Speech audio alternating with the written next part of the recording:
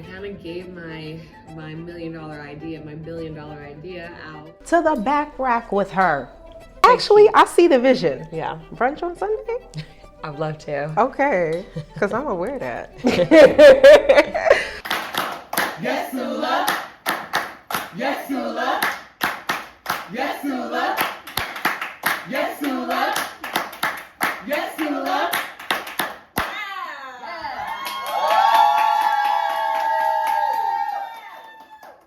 Members of the jury, folks with impeccable taste, and people that still wear frocks with socks.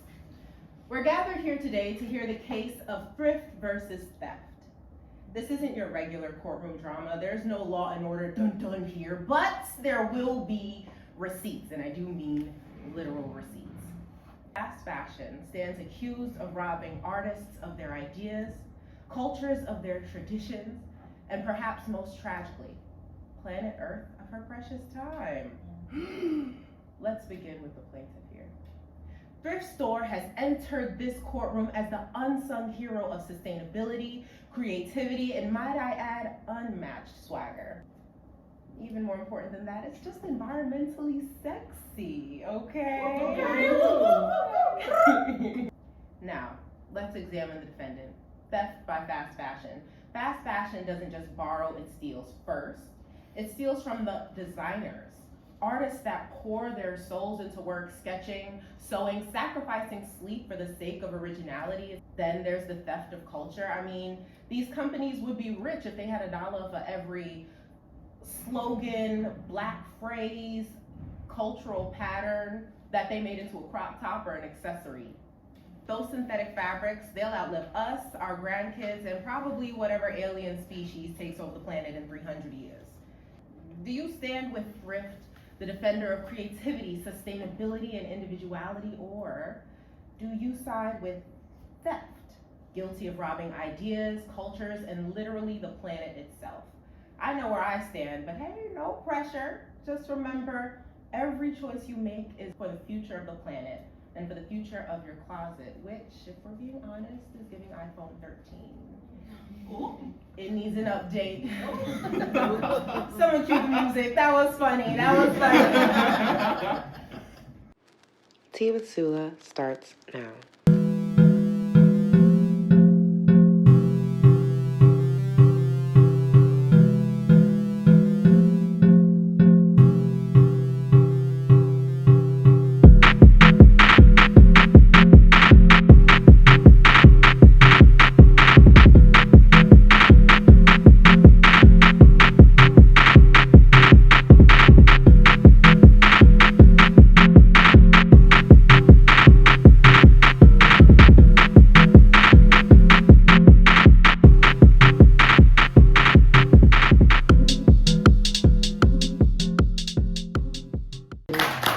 Yes, Sula.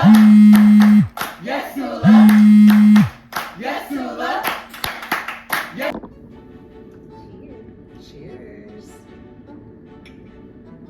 Welcome to Tea with Sula. Today I have a very special guest, an amazing friend, a brilliant software engineer, and one of my favorite fashionistas. Please welcome Cameron! Woo! All right, so I've got a couple questions for you. First question, you've clearly got a strong fashion sense. Do you have a coding style? That's such a great way to start this off. So with coding, especially at like a large corporation, there's really more of a standard that you have to follow. So it's less of like a style. So you need to make sure you're coding with the right syntax. You need to make sure you have no bugs or that's errors. And then you have to go through a review process to make sure that your code doesn't break the entire code base. So no coding style, really just standards. How would you describe your clothing style? Okay, this question I definitely love. So growing up in the South, in the suburbs, I definitely would say my clothing style was very classic, very like traditional, if you will. And then I moved to New York a year ago and my style completely exploded. Like there were so many colors and textures and patterns and I was just like loving it all. New York is the home of the creatives. But now it's so funny, my style's coming like full circle back into like a little bit more traditional as I get older and like elevate. So yeah. Technology often has a bias against different skin colors. Ooh, talk about it. Yeah. So moving forward, how do we stay mindful of that moving forward? Is that something the tech community is talking about, or not yet? Not really. Definitely, the tech community is definitely talking about that. When you take a step back and think about technology and AI specifically, AI is trained on data sets, right? On large amounts of data, and unfortunately, our data is biased when you think about the majority race of the incarcerated population or the majority race of a Ivy League institution, right? And so like those factors are kind of already baked into the data that these AI models consume. So it's up to us, and when I say us, I do mean like software engineers and people who directly manipulate the data to understand that bias and then do their best to counteract it. AI is really just a tool, and it's about how you use it. How do you see AI tools influencing how we shop or style ourselves in the next 5 years? Yeah, I love this question. So as I mentioned, just to kind of set the scene, we already are seeing technology integrate and AI integrate a little bit into the fashion industry. AI could really help influence the way we style ourselves and the clothes that we buy in the future with spurring technology. Like we're not quite there just yet, and one really awesome example could be AI being able to pick clothes out for you specifically. Like an AI shopper? Like an AI shopper, yeah. Like an AI personal online shopper that's able to crawl, if you will, like a web crawler, if you will, across the World Wide Web and pull all the different purchasable items online, create a catalog of that, sift through it, and then you're able to determine, do I want to buy this, yes or no? So I'll give you a little bit more of a tangible example. Let's say you have an event to go to. Let's say it's a birthday party for a friend. You want to dress kind of nice, but you only have XYZ budget, and this is your style, whether it's like more classic or more out there. You can type that into the application similar to like a ChatGPT, and then it'll spit out for you like, oh, check out this at H&M or check out this at Gap. So it gives you like a list of various items that you could choose instead of like you having to go peruse yourself. Okay, that makes sense. Because y'all know when you be online shopping and there's 17,000 tabs for you to click through. Okay. How can technology address overproduction in fashion? Yeah, that's a great question. Overproduction in fashion, or also like the fast fashion epidemic that we're going through right now is definitely something that needs to be talked about more. I want to first start by talking about the things that people can do to combat fast fashion, because that's what's going to make the most difference.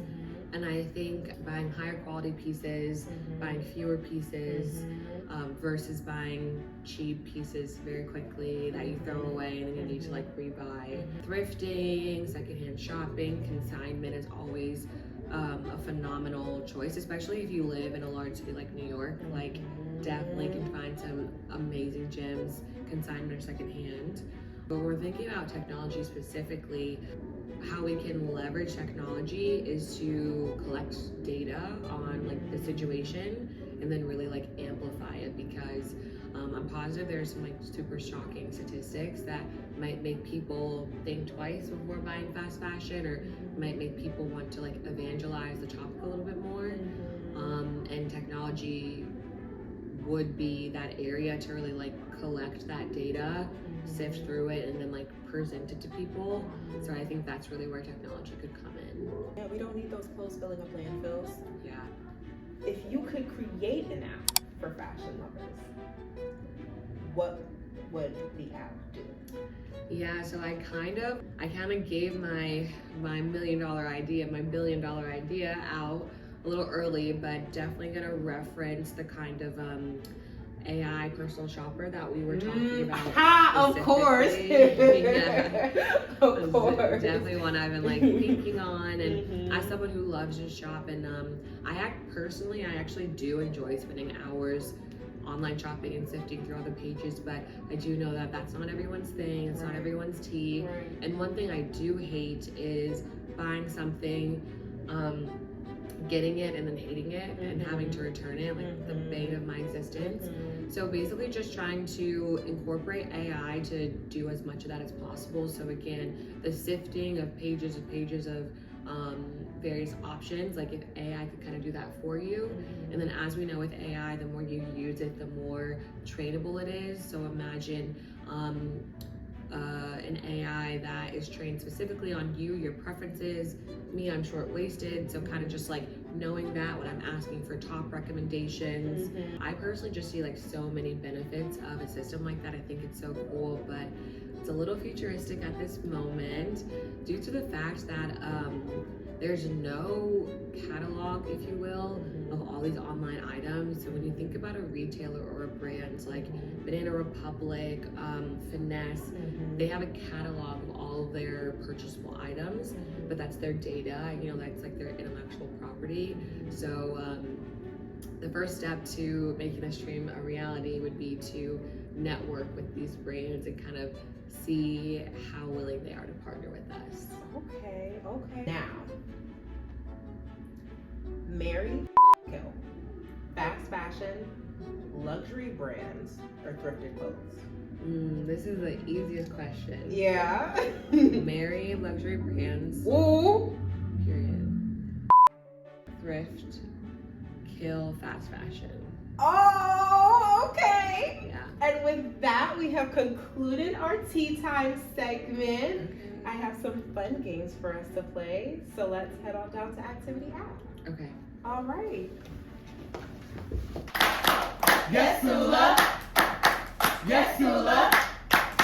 Yes, So dope. Welcome to Activity Ave. Today we've been talking about fashion, sustainability. In the spirit of sustainability, I have some clothes that instead of throwing away, I'd like to thrift. But you know I have to go to my favorite fashionista to see if any of these can be saved. So Cam, I'm gonna ask you to go hanger by hanger, tell me if I should save it or thrift it. And if I should save it, tell me how. Okay. Okay, so we have a nice Calvin Klein dress. I feel like this can be thrifted. Okay, no hope. Yeah, it's cute. It's super cute. I love the style. I feel like it is a little out of style. Yeah. But it's a classic one, but knowing you, we can thrift it because it's not a need. Okay, put her on the back rack. To the back rack with her. Okay. Now I'm we curious have, about what you're gonna say about this one. where's this from? Do we know? I actually thrifted this. Okay. I got a really good deal on it. I got it for $10 and I was hoping I would be able to wear it to church, but when I actually tried it on, it was a little too tight and a little too short for church. Okay. I'd say keep. Ooh. The way I would style this is with a belt. You could either do a skinny belt or a big chunky belt, some boots, and this is a cute little girls' night out. Okay. Little girl dinner. What color belt? I do black and black. Black belt, Okay. black boots. Okay, put her on the rack. We'll keep her. Okay. Next we have this Calvin Klein number. I love this. It's so classic, it's so timeless. I personally would keep. You said this was a little big? It was a little big and I just never wore it. So I would also do a nice big chunky belt with this so it can really accentuate the waist and then help you, since you said it's a little big. I'd keep for just a little while longer. Okay. Yeah, She's great coming quality. back home. Okay, where's she from? This is from actually Finesse. And it was a cute summer 2022 vibe, but it's one of those things where it's like, okay, I wore you 7 times this summer and then I never reached for her again. If that's the case, I'd say give away. Personally, it's a little see-through for me. And nowadays I'm all about quality of material, and she's not bad, but she's not amazing. Okay. So I'd say let's thrift her. Okay. To the back rack. Okay, tell me about this little number. Now this number I actually got. J-Lux the label. J-Lux the label. I got it at my first sample sale. Period. Which was a huge fashion experience for me, especially in New York. She's too tight though. She's too tight. It's a skirt, but she rides up. It's uncomfortable, and I'd say thrift. The number one thing that I look for in clothes is like the feel. And too big we can finesse, but too tight, gotta go. All right, I'm excited for these two because these are coming from my parents' thrift styles. This is Chahari, is that how you say it? It seems like a phenomenal, it seems like great quality. The overall blazer cut is a little out of fashion because nowadays what's like super in is kind of like oversized, almost like man blazer for women. So I would say thrift. Okay, bye girl. Bye. Sorry, Mom. All right. Jackie's Vert. Did I say that correctly? Tell me about this little number. So this is another piece from my parents. My parents actually thrifted all the time for me when I was a kid, especially my dad. And he swears, especially for church clothes, he swears blind. If you hate it now, just wait for it, wait for it. So this one is for you, Daddy. What say you?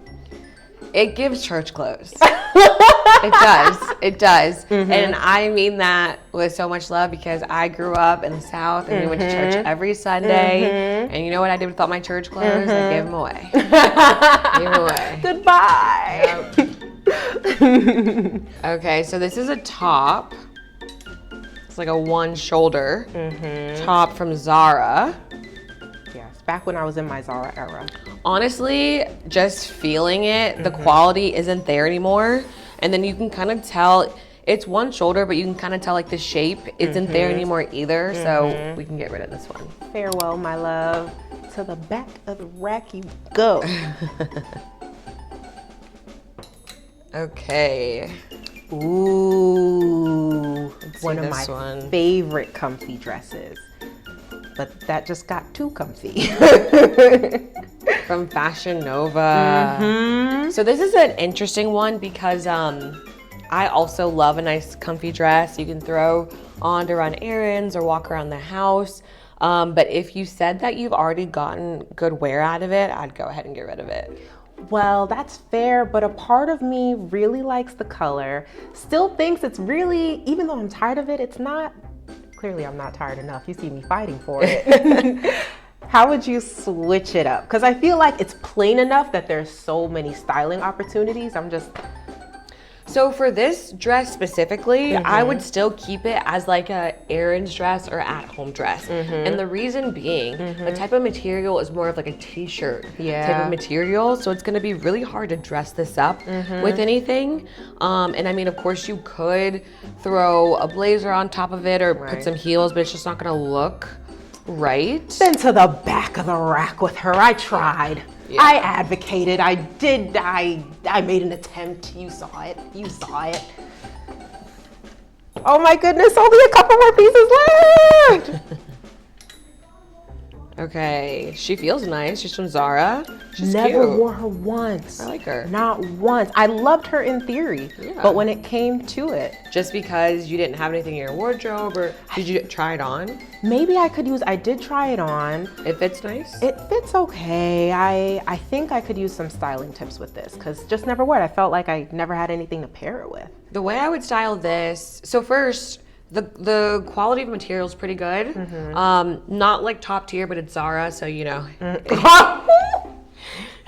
But I do really like this garment. Like it's constructed really well. It is a little bit more of a statement piece or like a little bit more dressy. Like it's not casual like the dress that we just saw. True. So this I would wear, I think when you're trying to find out how to style pieces that you don't really know what you would wear with, the first thing you should think about is the occasion you would wear it to. So me personally, this gives like Sunday brunch with the girls. Love or, that. You know, something that's a little elevated but not like red carpet. Mm-hmm. You know what I mean? So let's just say you did do like a Sunday brunch with the girls in like Midtown or like uptown somewhere. With the weather how it is, I would honestly just do like a white t-shirt with it, a tighter one. That way like you see your silhouette, and then like this is around the waist. Yeah. And then you could honestly do a sandal if it's like warm, or a boot if you want to be like a little more classy. When you say white shirt, are you thinking any particular cut, or we're thinking like plain white t-shirt? Up to you. I was thinking plain white tee. Because the skirt is flowy, so to have something a little bit more form-fitting at the top gives you like symmetry in that way. Yeah. So I see the vision. Yeah. Brunch on Sunday? I'd love to. Okay, because I'm gonna wear that. 2 more pieces. Okay, I like her. I like her a lot. Let's see. Do you remember where she got it from? Fashion Nova. I feel like she started telling on me. Like when I wore her out, I feel like she wasn't giving mature. She was giving Forever 21. She was giving. I agree. Yeah. I agree. The material's not terrible. Like when I feel the quality, I do see some wear in the straps, but I love what you mentioned. I just had a birthday. I just turned 29, so everything I'm doing now, I'm trying to have like quality.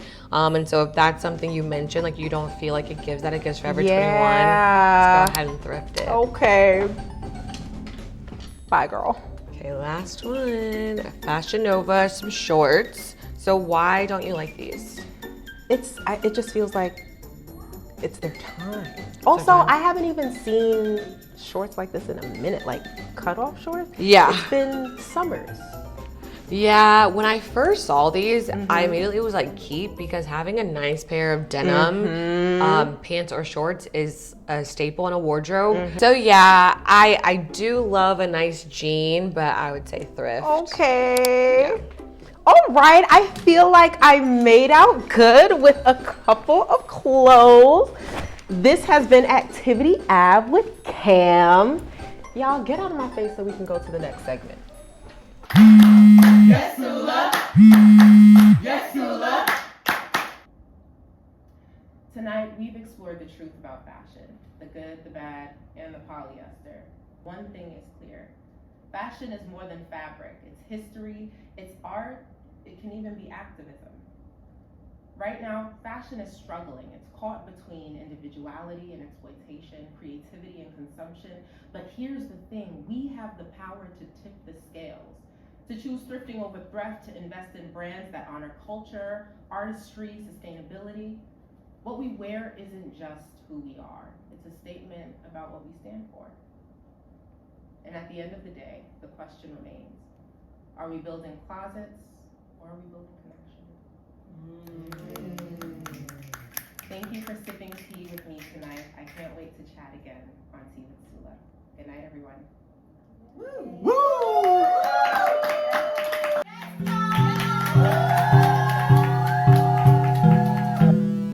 Each website has a different DOM. Are you familiar with like the DOM, the document object model?